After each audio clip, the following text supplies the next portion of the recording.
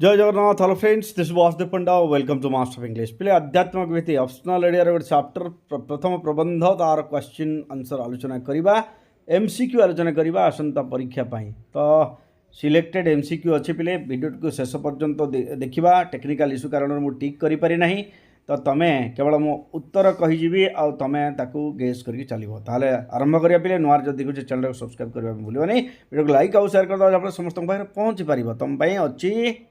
तो प्रथम प्रश्न देखा पिले प्रथम प्रश्न होची आध्यात्मिक शब्दटी प्रधानतः केतोटी अर्थरे व्यवहृत होता है केतोटी अर्थरे व्यवहृत होता है ऑप्शन गुडी कला गोटे दुईटी तीनोटी चारोटी तार ठीक उत्तर होची पिले आध्यात्मिक शब्दटी प्रधानतः दुईटी अर्थरे व्यवहृत होता है यस नो दुईटी होची ठीक उत्तर ख होची ठीक उत्तर।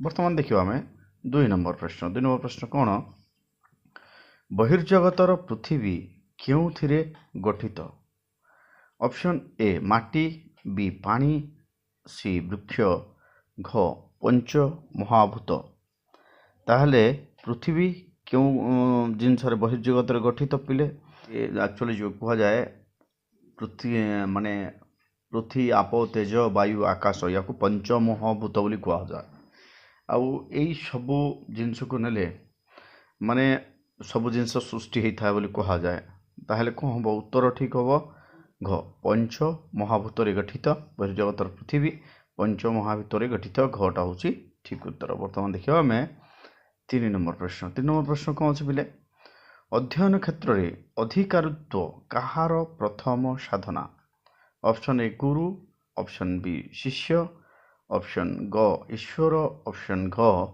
परमेश्वर ताहले अध्ययन क्षेत्र में अधिकारित्व कहार प्रथम साधना ठीक उत्तर होची शिष्य साधना साधारणतः शिष्य माने करिथांती गुरु मान ठारू पाइथांती ताहले एठी प्रथम साधना कहार होची एटा होची शिष्य ख होची ठीक उत्तर।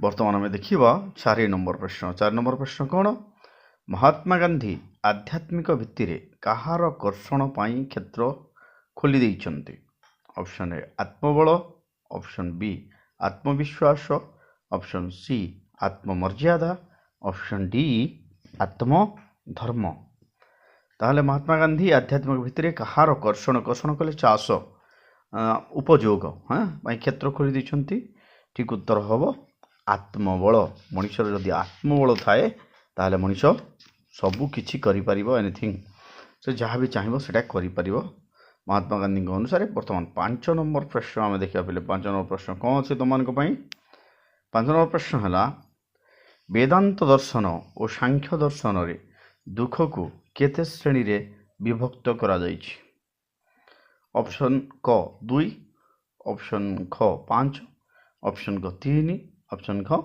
4 ताले दुख को केते श्रेणी विभक्त करा जाइछि बिले ठीक उत्तर होछि यस वेदांत दर्शन और सांख्य दर्शन रे दुख को 3 भाग रे विभक्त करा जाइछि 3 श्रेणी रे विभक्त करा जाइछि गटा होछि ठीक उत्तर।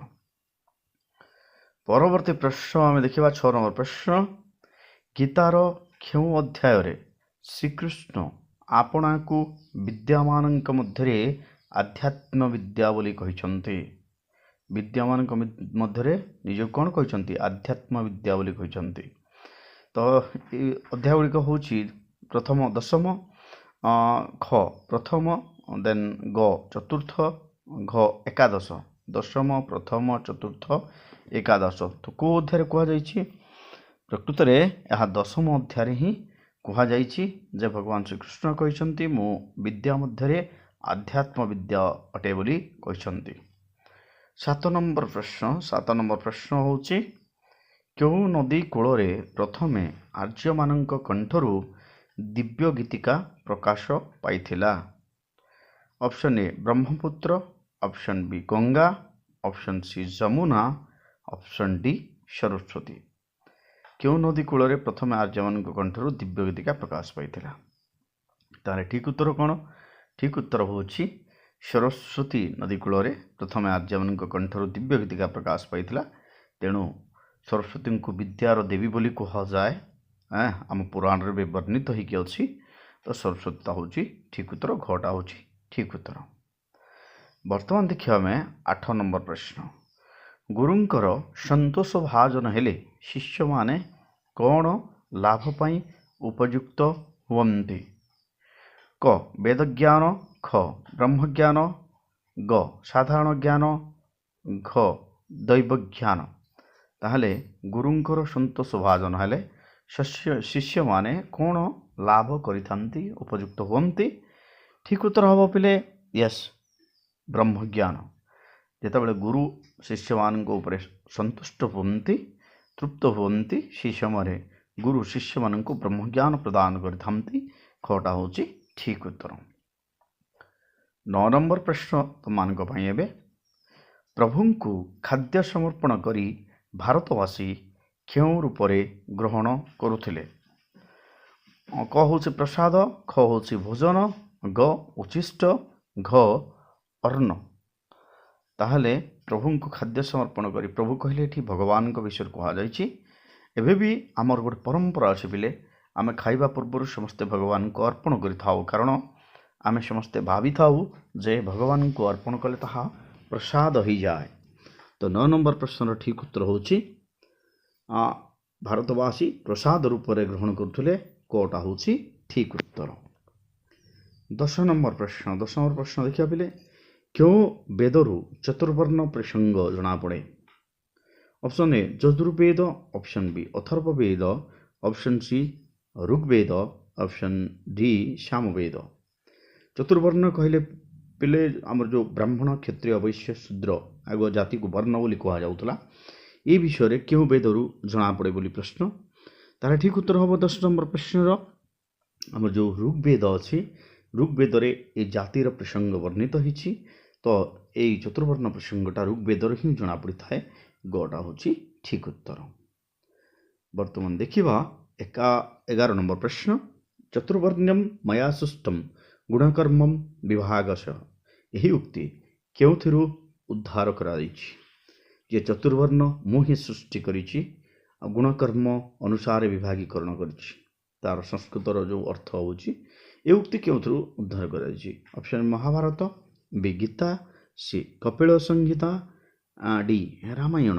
ताहले 11 नंबर प्रश्न ठीक उत्तर होची जे यहाँ भगवान जेतेबेले कृष्ण गीता कहूले, भगवान अर्जुन को जेतेबेले से उपदेश दौले से समय ये कथा कही, तो ख गीताटा हूँ ठीक उत्तर। वर्तमान देखिए पिले 12 नंबर प्रश्न। मनुष्य को निर्भीक, कर्मप्रवण और कर्तव्यनिष्ठ होगाकू किए शिक्षा देछि? ऑप्शन ए पुराण शास्त्र, ऑप्शन बी शासनतंत्र, ऑप्शन सी नैतिकता, ऑप्शन डी आध्यात्मिकता। निर्भीक, कर्मप्रवण और कर्तव्यनिष्ठ होगाकू किए शिक्षा देछि? 12 नंबर प्रश्न ठीक उत्तर होची जे आध्यात्मिकता। मनुष्य जितेबाला आध्यात्मिक भावना प्रवण हो जाए, से मनुष्य निर्भीक हो जाए, कर्म प्रवण हो जाए और कर्तव्यनिष्ठ हो जाए। तेणु यह मनुष्य को आध्यात्मिकता ही शिक्षा देछि। तो ऑप्शन घटा हूँ ठीक उत्तर। परवर्ती प्रश्न 13 नंबर प्रश्न तुम अच्छे मोबाइल स्क्रीन पर।